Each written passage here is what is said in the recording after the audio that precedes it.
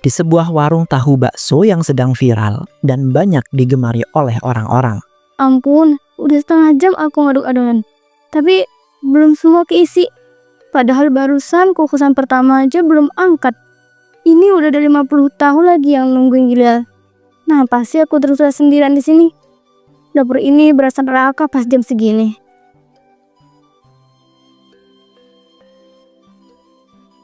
Yanti, maaf mengganggu. Aku cuma mau menyampaikan pesanan dari meja 2 sama meja 5. Yang meja 2 dipesan 10 tahu bakso. Terus yang meja 5 minta yang pedas semua. Katanya tadi udah nunggu dari tadi soalnya. Riko, aku tuh ya dari tadi sendirian. Dari pagi belum istirahat sama sekali. Belum makan, belum duduk sebentar. Tiap kali ada pesanan, yang turun tangan cuma aku. Kau pikir aku ini robot? Aku ngertian, tapi aku juga cuma disuruh menyampaikan pesanan. Aku di depan juga bolak-balik angkatin piring, bersihkan meja, melayani para pembeli. Aku juga bukan bos di sini. Aku itu nggak bisa memutuskan siapa bantu siapa di dapur. Iya, tapi kan kau bisa ngomong ke bos. Bilang kalau kerjaan aku itu terlalu banyak buat satu orang. Masa ngisi tahu, ngukus, goreng, sama plating juga aku semua. Sementara yang lain bisa duduk ngopi-ngopi di belakang. Aku juga manusia, Rik, bukan mesin pengisi tahu otomatis. Aku ngerti kok, aku juga sering merasa nggak adil. Tapi jujur aja Yan, di tempat seperti ini siapa yang berani ngomong ke bos?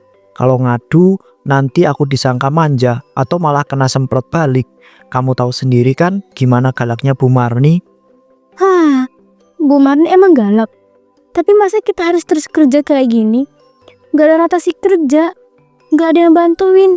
Tiap hari beban makin banyak. Aku ini baru lulus kuliah loh, Rik. Aku gak kuliah 4 tahun cuman buat ngisi tahu sampai tangan kram gini tiap hari. Yanti, sabar dulu ya.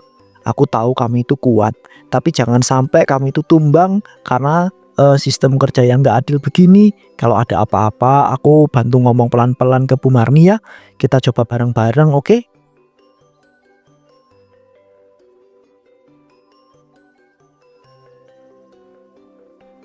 Suatu hari saat gajian tiba, Yanti, sini sebentar. Ini gaji kamu bulan ini. Jangan lupa tanda tangan ya. Iya Bu, terima kasih.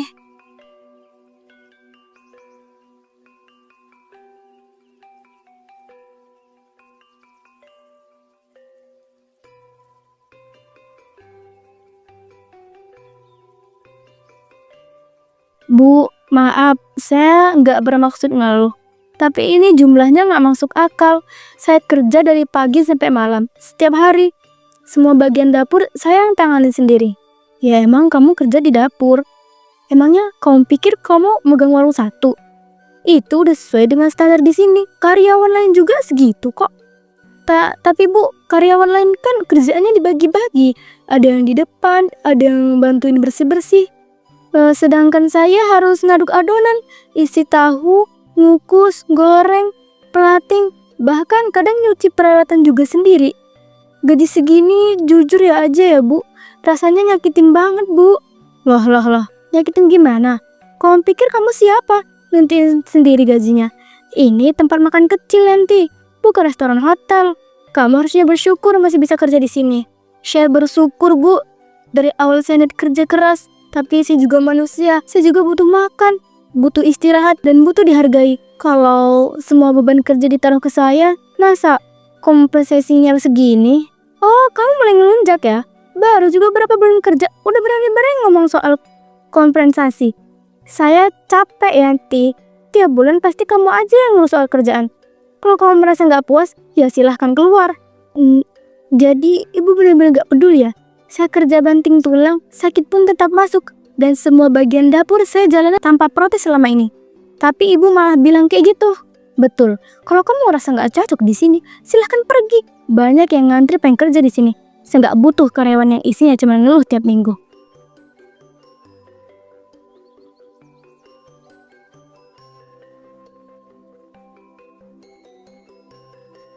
suatu hari saat Bu Marni pergi untuk perjalanan dinas.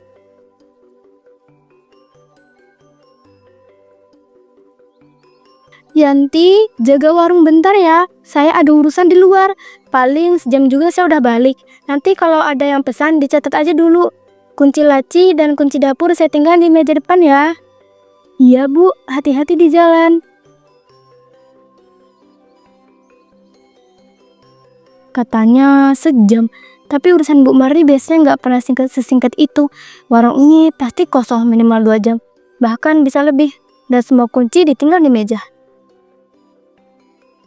Setelah Bu Marni pergi, Yanti masuk ke kantor Bu Marni dan mengambil beberapa lembar uang. 5 menit kemudian.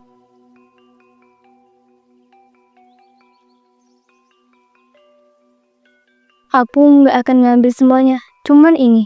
5 menit kemudian. Cuman buat bayar kos 2 bulan dan sisa buat modal, bukan buat foya-foya.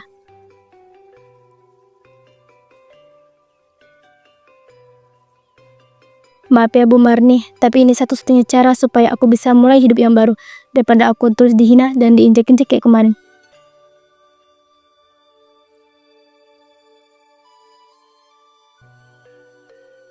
Namun keesokan harinya, Yanti ketahuan kalau dia mencuri uangnya.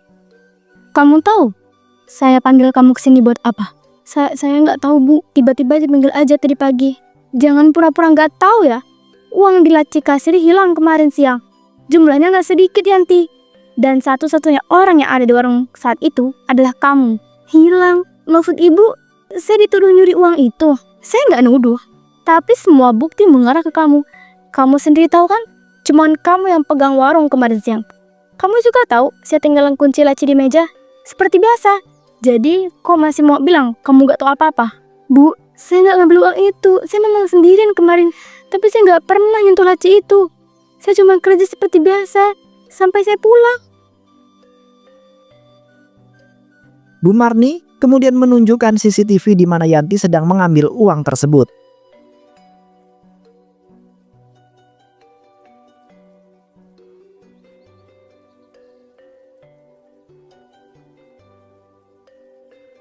Nah, saya mau bohong ya kamu. Ini rekamannya. Jelas-jelas kamu ambil uang dari laci. Kamu kira saya nggak pasang CCTV di situ? Ini tempat usaha Yanti, bukan tempat main-main. Saya cuma ambil sedikit Bu. Saya kepepet. Saya udah kerja keras di sini, tapi gajinya nggak cukup buat makan, buat bayar kos, buat hidup. Saya manusia Bu. Saya juga butuh hidup. Semua orang juga punya masalah hidup Yanti. Tapi nggak semua orang nyuri. Kamu tahu resikonya. Kamu bukan cuma mencoreng nama kamu sendiri, tapi kamu udah bikin saya rugi dan hancur kepercayaan saya. Saya tahu saya salah Bu, tapi saya nggak tahan Bu. Tiap hari kerja sendirian, nggak pernah dihargai. Saya bukan robot Bu, saya cuma lelah, saya cuma butuh kesempatan. Kamu sudah ambil keputusanmu sendiri. Waktu tanganmu masuk ke laci itu, mulai sekarang kamu resmi saya pecat. Dan saya akan pertimbangkan untuk melaporkan ini ke polisi kalau uangnya nggak kembali. Yanti akhirnya dipecat. Siang harinya saat di taman,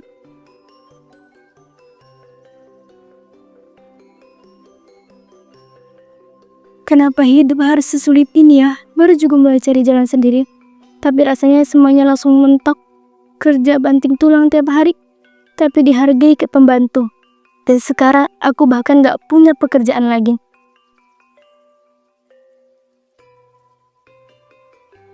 Dipanggil buat ditegur. Ternyata malah dipecat. Gak ada ruang buat jelasin. Gak ada pengampunan. Padahal aku cuma pengen hidup sedikit lebih tenang. Apa itu salah?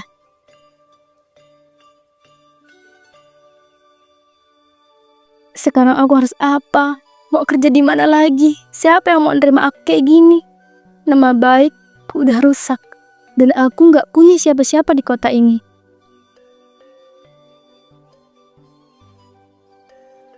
Ya, udahlah. Gak ada gunanya duduk di sini terus. Aku pulang aja kali ya. Mungkin nanti malah aku bisa mikir lebih jernih. Atau mungkin besok ada keajaiban.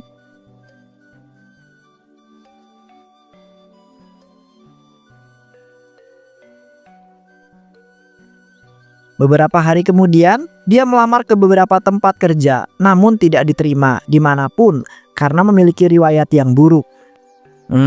Jadi kamu sebelumnya kerja di warung makan ya, bagian dapur. Bisa saya tanya, kenapa kamu keluar dari pekerjaan sebelumnya? Iya Pak, saya keluar karena ada masalah internal. Saya merasa beban kerja terlalu berat untuk satu orang saja. dan tidak ada kejelasan soal gaji. Akhirnya saya memilih berhenti. Yanti, maaf ya, saya tuh nggak bisa menerima kamu di sini. Kami dapat referensi dari para pelanggan tetap kami yang kebetulan kenal dengan bos lama kamu. Katanya kamu itu pernah ketahuan mencuri di tempat kerja sebelumnya. Pak, saya tahu saya salah, tapi saya benar-benar kepepet waktu itu. Saya bukan orang jahat, Pak. Saya cuma terlalu terdesak. Tempat saya di perusahaan ini kami menjunjung tinggi integritas. Kami butuh karyawan yang bisa dipercaya. Maaf ya Yanti, semoga kamu itu bisa dapat tempat yang lain.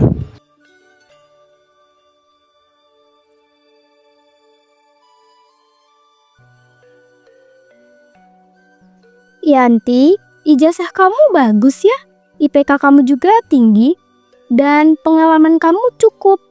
Tapi boleh saya tanya sesuatu yang agak sensitif? Iya Bu, silahkan. Saya dengar kamu pernah punya masalah di pekerjaan sebelumnya ya? Masalah keuangan, apakah itu benar? Iya Bu, saya nggak akan bohong. Saya pernah ngambil uang di tempat kerja. Tapi saya sudah mengembalikan semuanya. Dan itu pelajaran besar buat saya Bu.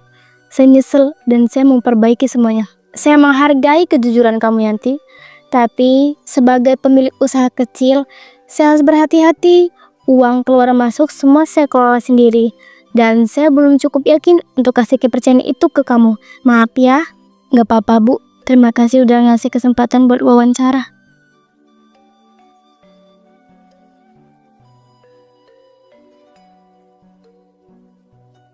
Yanti, silahkan masuk ya.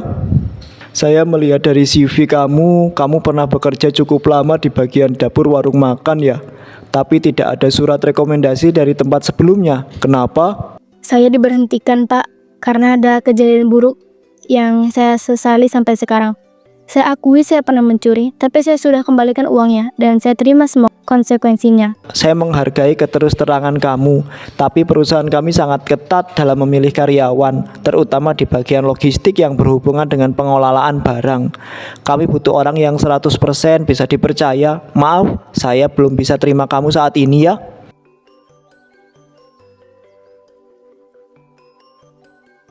Suatu hari, Yanti curhat ke temannya tentang sulitnya mencari pekerjaan.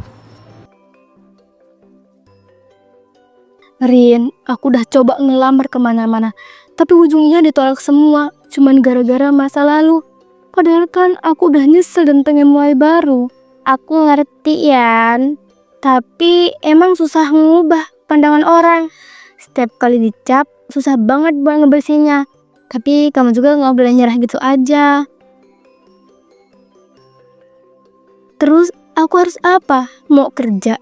Gak ada yang terima. Mau usaha? Aku gak punya ide. Kayak mentok di semua arah. Loh, kenapa kamu gak buka usaha tahu bakso sendiri aja? Kamu kan dulu kerja di dapur. Kamu udah tahu semua resep dan prosesnya. Tinggal kamu kemas sendiri aja. Cari cara biar beda dari yang lain. Kamu bener juga. Aku tahu banget cara bikinnya. Dari adonan sampai pembungkusan. Aku apal luar kepala. Aku juga tahu cara nyari bahan baku yang murah tapi bagus. Nah, itu baru semangat.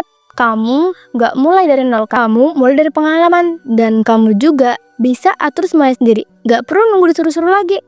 Makasih ya Rin, aku bakal coba jalan ini. Mungkin ini jalan aku. Kalau gak ada yang mau buka pintu buat aku, ya aku buka pintu sendiri.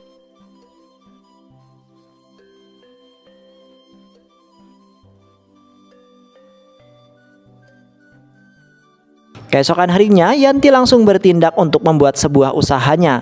Dan dia pergi ke peternakan ayam untuk membeli daging ayam. Permisi Pak, maaf ganggu. Saya mau beli ayam, kalau boleh.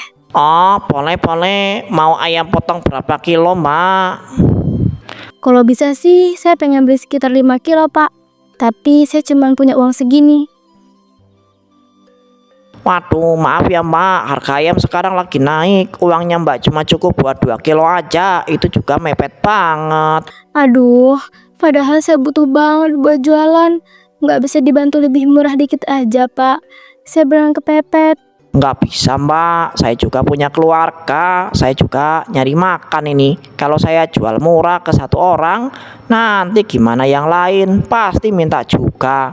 Nggak nutup modal saya nanti Mbak. Tapi saya ini baru mulai usaha, Pak. Baru bangun dari keterpurukan. Saya benar-benar pengen usaha jujur. Tolong banget, Pak. Masa nggak bisa bantu sedikit aja?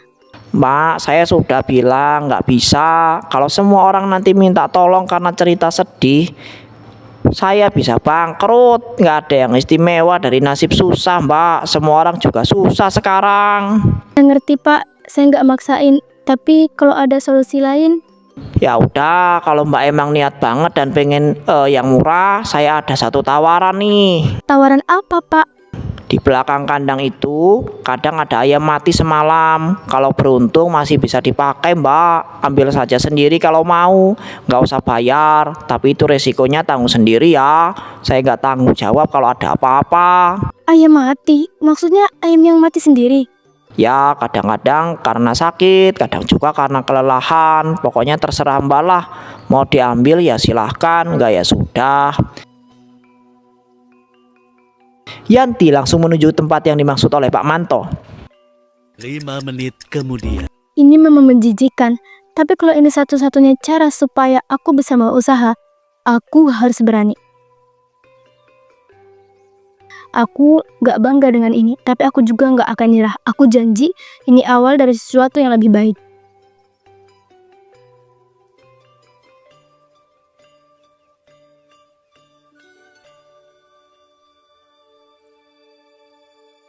Malam harinya Yanti langsung mengelola ayam mati itu untuk dibuat sebuah tahu bakso. Bau ini tajam banget, tapi kalau aku rebus dulu, terus campur sama bumbu yang kuat, mungkin bisa hilang baunya. Gak ada yang tahu ini ayam tiren, asal matangnya sempurna. Kalau udah direbus, dagingnya pasti lunak. Nanti tinggal dicincang halus dan dicampur dengan adonan tahu. Aku harus pakai bumbu lebih banyak dari biasanya, supaya rasa amisnya ketutup total.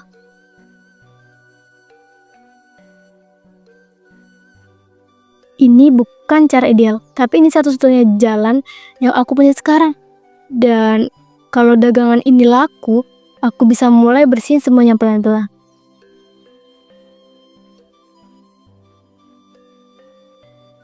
Keesokan harinya dia mulai berjualan dan tak disangka banyak orang yang membeli jualannya. Hari pertama, semoga ada yang beli. Aku udah usaha sebisa mungkin. Sisanya tinggal berdoa.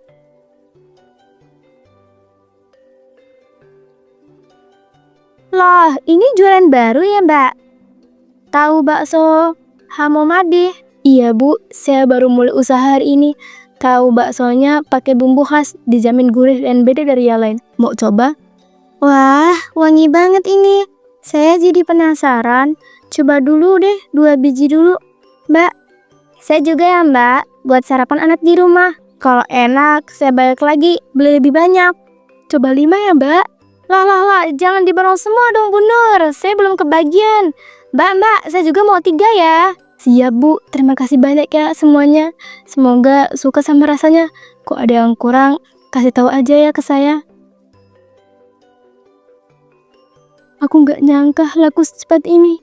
Mungkin ini awal dari sesuatu yang baik. Mungkin.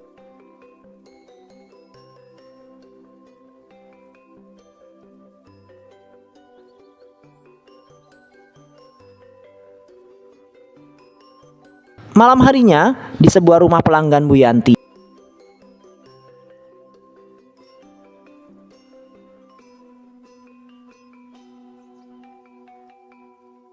Bu, tadi aku beli tahu bakso di depan gang. Wangi banget. Murah pula. Nih, cobain ya. Masih hangat loh. Oh iya, ya udah. Coba 1 deh. Lama juga nggak makan yang begituan. Tiba-tiba saja perut Nenek Sarmi kemudian sakit. Aduh, perutku. Aduh, ini kenapa ya? Kok tiba-tiba mulus banget? Bu, ibu kenapa? Astagfirullahaladzim. Bu, ibu. Astagfirullahaladzim. Ibu, tolong, ibu pingsan. Nenek Sarmi pingsan dan Bu Tini membawanya ke rumah sakit.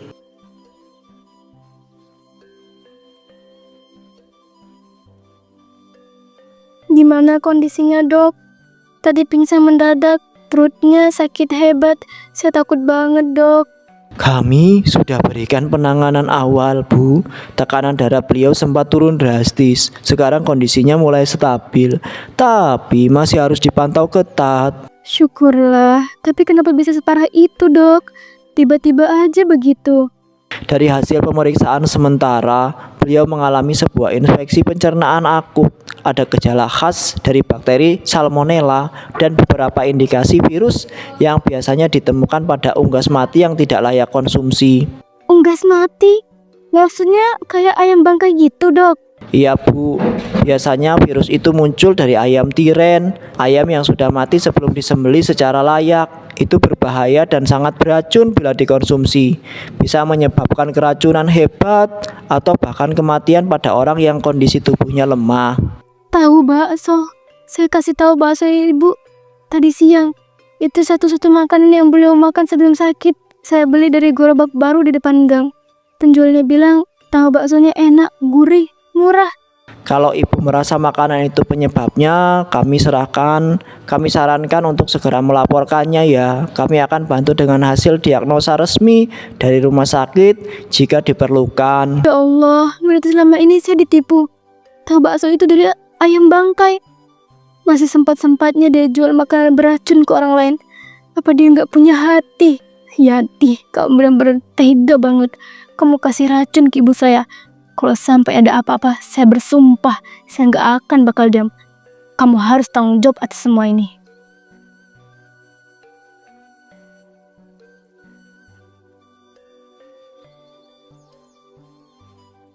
Saat di rumah Yanti, Ternyata jalan tahu bakso gampang juga ya. Siapa bilang butuh modal gede? Cuma butuh nyali dan sedikit akal. Nih, baru 2 hari aja udah segini hasilnya.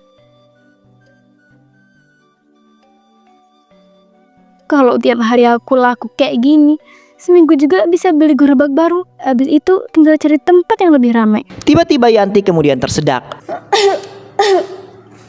Dan tak disangka, Yanti akhirnya jatuh dan meninggal dunia.